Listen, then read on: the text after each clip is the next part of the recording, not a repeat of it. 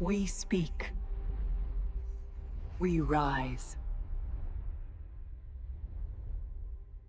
The fluorescent lights in courtroom 3B flickered with an electronic hum that seemed to sync with Detective Marcus Williams' racing heartbeat.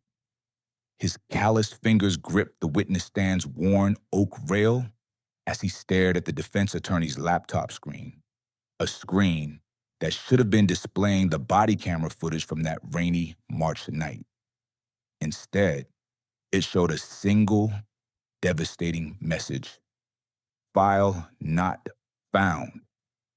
The courtroom erupted into whispers, but Marcus heard nothing except the blood rushing in his ears. 23 years in the Memphis Police Department, 2 commendations for bravery, a spotless record. And now, in this moment, watching his own department's evidence vanish before his eyes, one question burned through his mind like acid. How do you prove your innocence when the very system you served has deleted the only evidence that could save you? 6 months earlier, Detective Williams had been living the kind of life that made his grandmother proud. At 45, he owned a modest brick house in South Memphis, the same neighborhood where he'd grown up running between the shotgun houses and corner stores. Every Sunday, he still sat in the third pew at Mount Olive Baptist Church, where Deacon Williams, no relation, but everyone called him Uncle Sam, would nod approvingly during the sermon about serving your community. Marcus had joined the force straight out of college, driven by a simple belief: someone had to bridge the gap between the streets he loved and the badge he wore. His mother, Ruby Williams, had raised him alone after his father died in a construction accident, teaching him that dignity came not from what others thought of you, but from knowing you'd done right by your people. The scent of his mother's cornbread still filled his kitchen every Sunday when she visited, checking on her boy, who'd somehow managed to earn respect on both sides of the thin blue line. In a department where Black officers often felt caught between their badge and their community, Marcus had carved out something rare: trust. Kids in the neighborhood actually smiled when they saw his patrol car. Parents called him directly when trouble started brewing. His partner, Detective Amy Chen, often marveled at how Marcus could de-escalate situations that would have other officers reaching for their weapons. "You see people, not suspects," she'd tell him. It was true. Marcus saw Mrs. Henderson's grandson, who lost his way after his father was locked up. He saw the young mothers working double shifts, who couldn't always keep their teenagers out of trouble. He saw his community. The internal affairs investigation had started small, a routine review of an arrest Marcus had made 3 weeks prior. Darnell Jackson, 19 years old, had been selling drugs near Magnolia Elementary School. The arrest had been clean, professional, exactly by the book. Marcus had even called Darnell's grandmother afterward, gently explaining what resources were available for young men trying to turn their lives around. But then Captain Henderson called Marcus into his office with that look, the one every cop recognizes, the look that says everything you thought you knew is about to change. "Williams, there's been a complaint filed against you regarding the Jackson arrest," Henderson had said, sliding a manila folder across his desk. "Jackson's claiming excessive force. Says you threw him against a car, threatened him." Marcus felt the floor shift beneath him. He'd barely touched the kid. The body camera would prove it. Every officer wore one now, recording every interaction. The truth was right there, stored on the department's servers. That night, as rain drummed against his bedroom window, Marcus lay awake, listening to the sound that had lulled him to sleep as a child. But now, it sounded different. Not like comfort, but like something washing away. The first sign something was wrong came during Marcus's meeting with his union representative, Tom Bradley, a weathered Irish cop who had been fighting for officers' rights longer than Marcus had been on the force.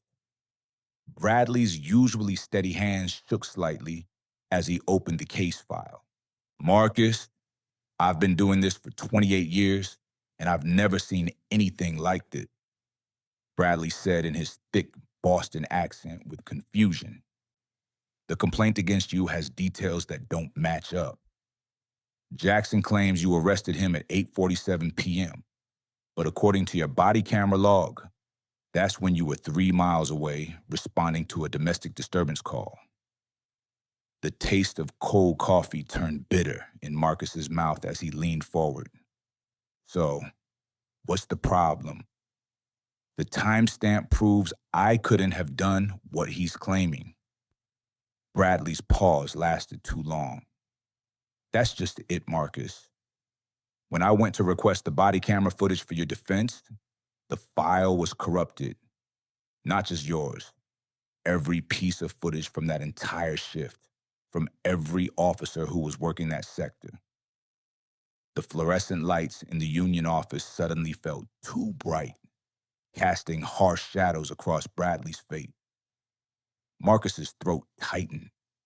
Corrupted how? That doesn't just happen to an entire shift's worth of footage. That's what I said. But it claims it was a server malfunction. Says these things happen sometimes with the new digital storage system they installed last year. Bradley closed the file with more force than necessary. Convenient timing, wouldn't you say? Over the next week, Marcus began to notice things. Detective Ramirez, who usually grabbed coffee with him every morning, started taking different shifts. Conversation stopped when he entered the break room. His request for backup took longer to respond to, just long enough to make him wonder if it was intentional. The breaking point came during a community meeting at the Foot Homes Community Center. Marcus had been attending these monthly gatherings for 5 years, building relationships with residents who'd grown tired of being policed rather than protected. But this time, when he walked through the metal double doors, the usual warm greetings turned cold. Mrs. Thompson, whose grandson Marcus had helped get into a youth program just last month, wouldn't meet his eyes. The room's familiar smell of industrial disinfectant and coffee now felt oppressive rather than welcoming. Detective Williams, called out Jerome Washington, a local activist Marcus had worked with on several community initiatives. The tone was different, formal, distant. We need to discuss the Jackson incident. The community is concerned about what happened. Marcus felt sweat gather at his hairline, despite the community center's broken air conditioning. Jerome, you know me. You know I wouldn't. What we know, Washington interrupted, is that a young man was brutalized. And now, conveniently, there's no footage to prove otherwise. Seems like the same old story with a new twist. The murmur of agreement from the 30-person crowd hit Marcus like a physical blow. These were people he'd served faithfully, people whose children he'd helped, whose trust he'd earned through years of consistent, respectful policing. Now they looked at him like he was just another cop with a badge and a secret. As he left the meeting, the sound of his footsteps echoed in the empty hallway, each step heavier than the last. Outside, the Memphis humidity wrapped around him like a suffocating blanket. And for the first time in his career, Marcus wondered if the badge he wore with pride might actually be a target on his back. The call came at 3:17 a.m. on a Tuesday, jarring Marcus from the first decent sleep he'd managed in weeks. Captain Henderson's voice was tight with controlled urgency. Williams, I need you to come in. Now. The precinct at that hour felt like a different world. The usual bustle of day shift was replaced by the quiet hum of overnight operations and the artificial glow of security monitors. Henderson's office smelled strongly of old coffee and cigarettes, a violation of department policy that somehow felt appropriate for what was about to unfold. Sit down, Marcus. Henderson didn't look up from the papers spread across his desk. After 26 years as captain, James Henderson had developed the ability to deliver devastating news with the emotional range of a weather report. Internal Affairs has expanded their investigation. They're calling it a pattern of misconduct. The words hit Marcus like ice water. A pattern? Captain, you know my record. You know, I know what I used to know, Henderson interrupted, finally meeting Marcus's eyes. But now, they've got 3 more complaints filed in the past week, all similar allegations, all from arrests you made in the past 6 months. Marcus's mind raced through every arrest, every interaction, every moment he'd worn the badge in recent memory. Each incident had been professional, documented, clean. Captain, this is impossible. You can check the body camera footage. Henderson's laugh was hollow. Funny thing about that, Marcus, every single incident they're investigating just happens to coincide with technical malfunctions in our storage system.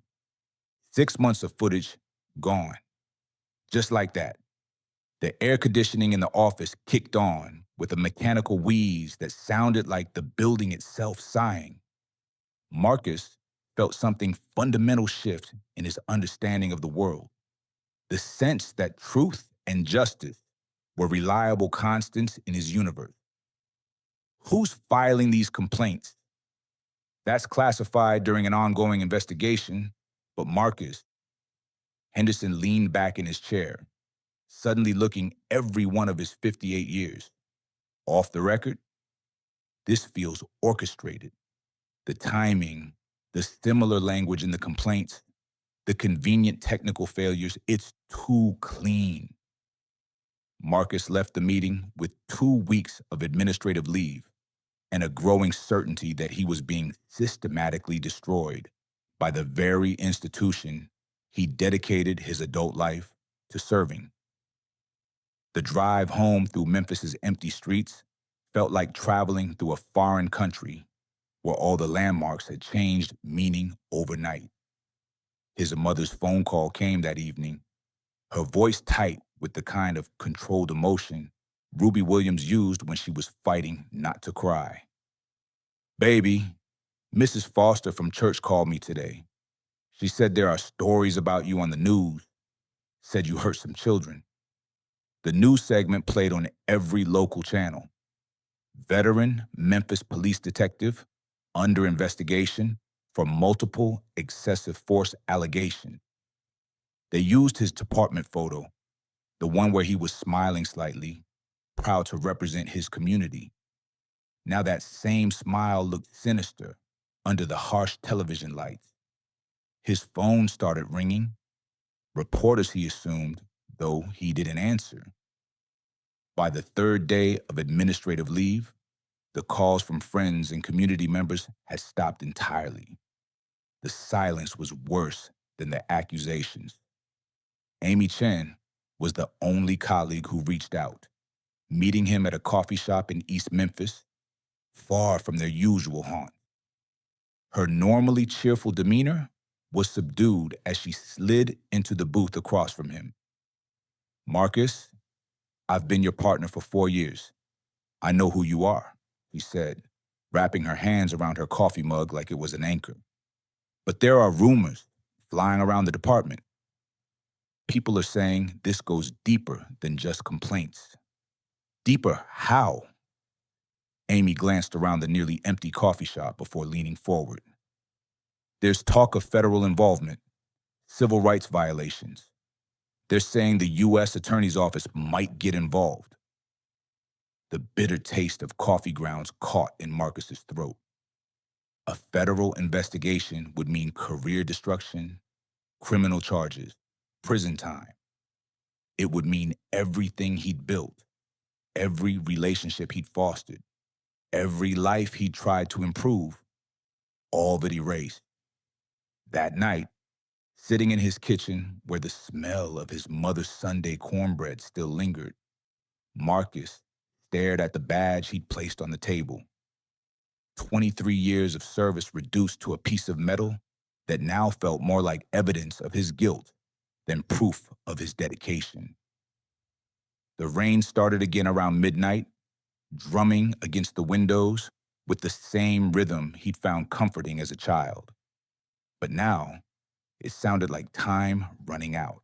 The breakthrough came from the most unlikely source, Darnell Jackson himself. Marcus was leaving his lawyer's office on a Thursday afternoon, his head spinning from discussions of federal charges and civil rights violations, when he saw the young man standing by his car. 6 months ago, Darnell had been just another kid making bad choices. Now he looked older, thinner, his eyes carrying the weight of something heavy. "Detective Williams," Darnell said, his voice barely above a whisper. "I need to talk to you." They drove to Tom Lee Park, the Mississippi River stretching before them like a muddy promise. The late afternoon sun cast long shadows across the water, and Marcus felt his heart hammering against his ribs as Darnell finally spoke. "I never filed no complaint against you," Darnell said, staring at the water. "You treated me right that night. Better than right. You could have thrown the book at me, but you didn't. You talked to me like I was somebody's son instead of just another corner boy." Marcus gripped the steering wheel tighter. "Then who?" "Detective Morrison and Detective Hayes. They came to see me a week after you arrested me. Said they could make my charges disappear if I signed some papers." Darnell's hand shook as he pulled out his phone. "But I ain't signed nothing, Detective Williams. And I got proof." The audio recording was clear, devastating, and completely illegal. Morrison's voice was unmistakable. "All you got to do is say, Williams roughed you up a little, threw you against the car, maybe grabbed your arm too hard. Nothing too serious, just enough to start an investigation." Hayes's voice was equally clear. "The department's been looking for a way to deal with Williams for a while. He's too friendly with the community, if you know what I mean. Makes the rest of us look bad." Marcus felt the world tilt on its axis. "Darnell, why didn't you—" "Because I was scared," the young man interrupted. "Because when cops tell you to do something, even dirty cops, you think you gotta do it. But then I heard about all these other complaints, and I knew this was bigger than just me."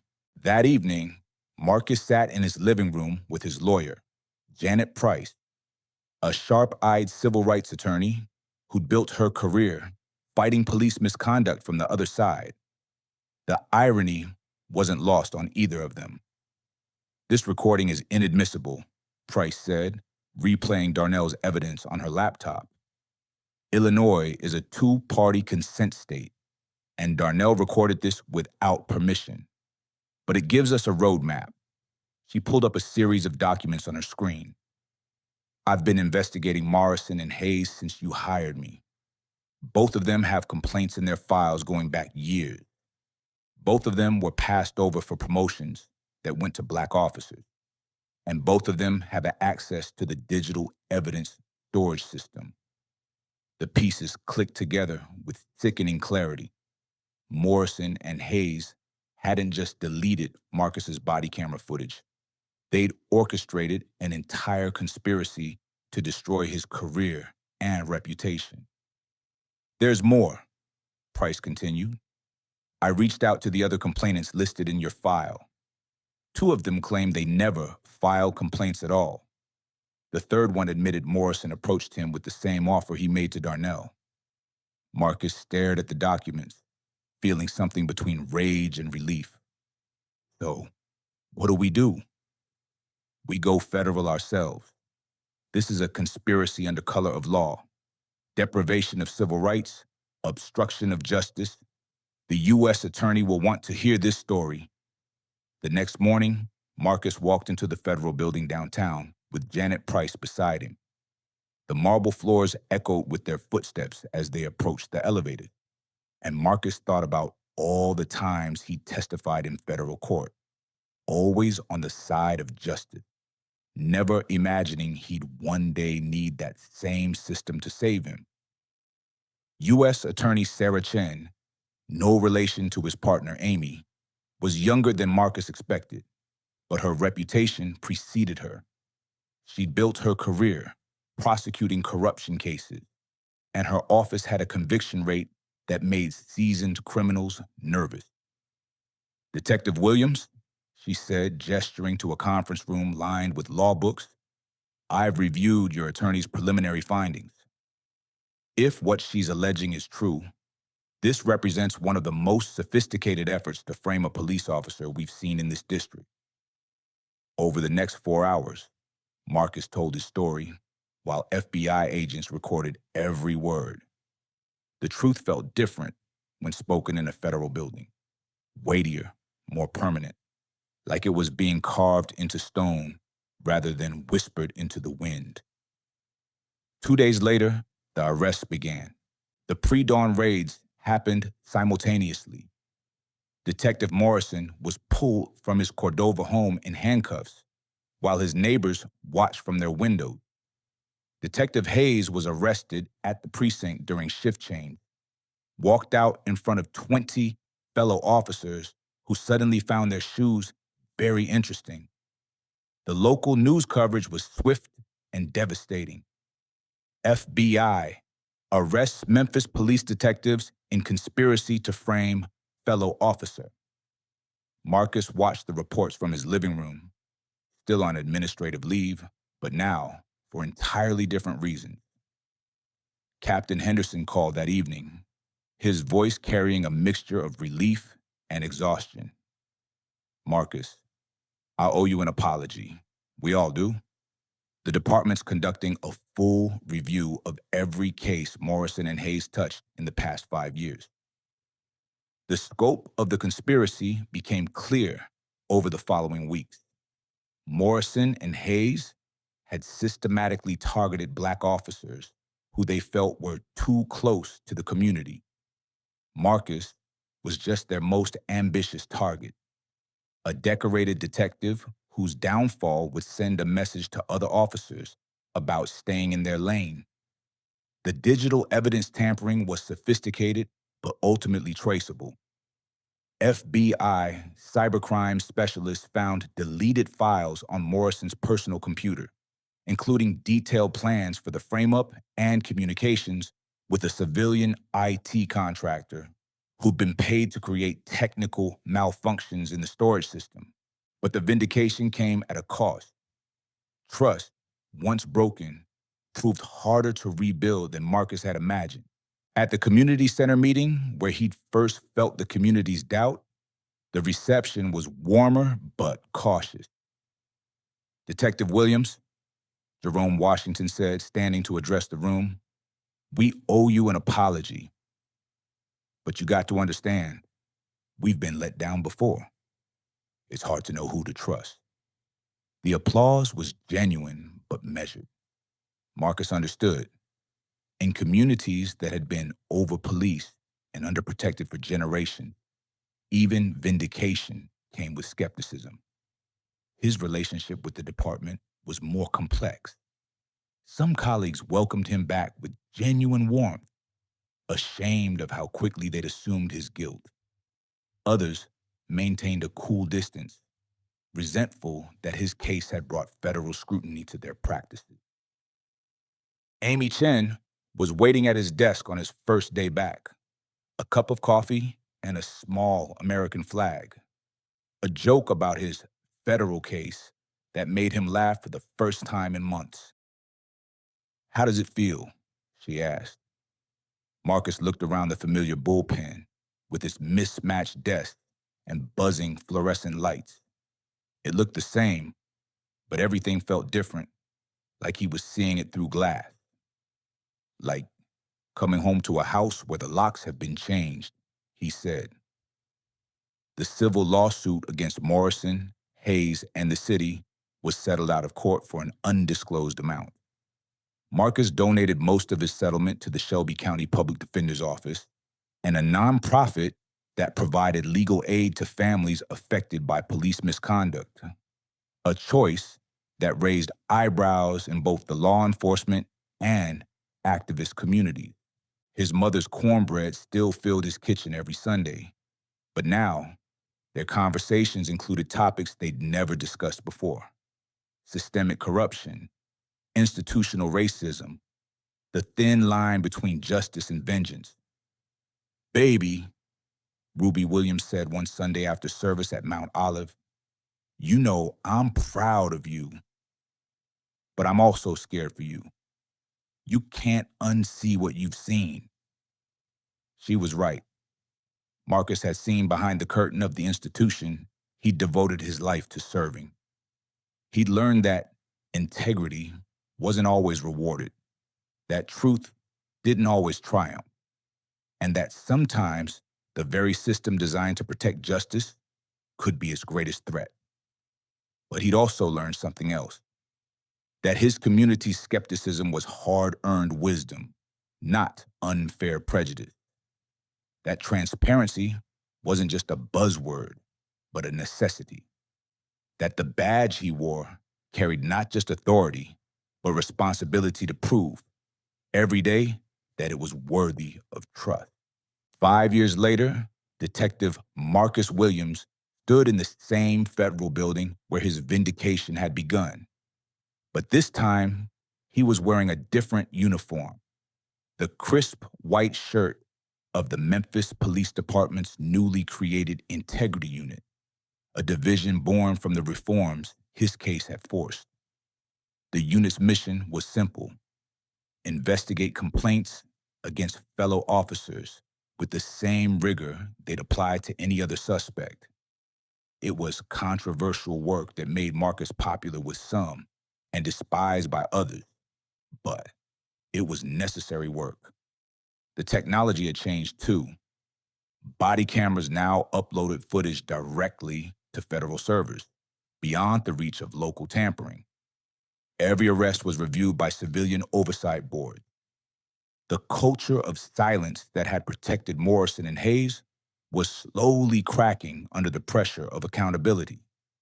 Marcus's case had become required reading at police academies across the South, a cautionary tale about institutional corruption and the importance of protecting officers who served with integrity. He'd spoken at dozens of conferences, always ending with the same message: the badge doesn't make you righteous, your actions do. Darnell Jackson had finished his GED and was working as a counselor at a youth center in Orange Mound. They still talked occasionally, two men whose lives had intersected in a way that changed both of them forever.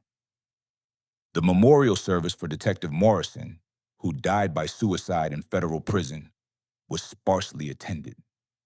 Marcus was not among the mourners, but he thought about Morrison often, wondering what had twisted a man's sense of justice so completely that he'd chosen to destroy an innocent colleague rather than confront his own prejudices. On quiet Sunday afternoons, when the scent of cornbread drifted through his kitchen and Memphis's streets hummed with the rhythm of a city slowly changing, Marcus sometimes allowed himself to feel something approaching peace. Not satisfaction.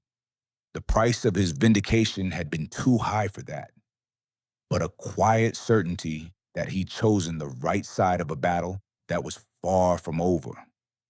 The question that had driven his darkest months, how do you prove your innocence when the system deletes the evidence, had been answered. But it raised new questions that kept him awake some nights. How do you rebuild trust once it's been systematically betrayed? How do you serve a community that has every reason to doubt you? How do you wear a badge that others have stained while still believing in the justice it's supposed to represent. These were the questions that mattered now. These were the questions that would define not just Marcus Williams' legacy, but the legacy of every officer who chose to see their badge not as a shield from accountability, but as a promise to earn it.